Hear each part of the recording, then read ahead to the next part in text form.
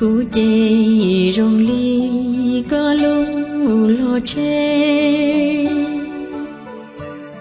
cô rò lời chê có dân vô lòng có dân mua lũ pha sân toàn rong to cho chơi nhau chơi lê bỏ chê cú chê rong ly lu chê vô bùa có chỉ xa khó có chỉ xa chua có những chỉ cả cho mùa ua khoa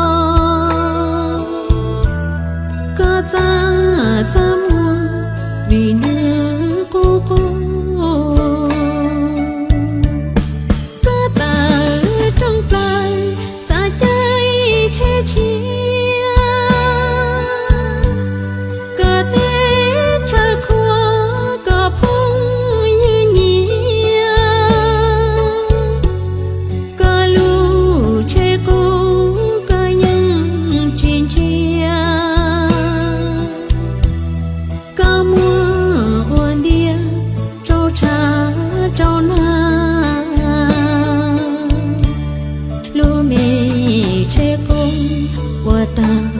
tang đi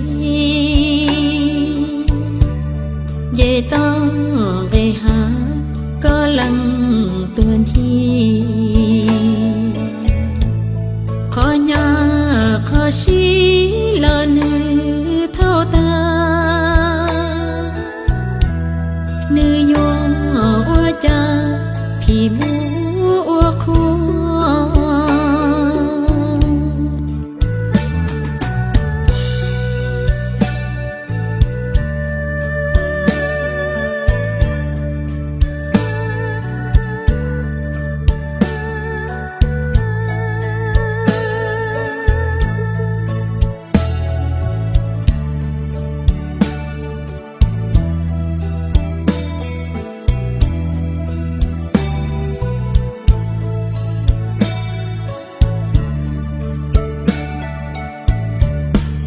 she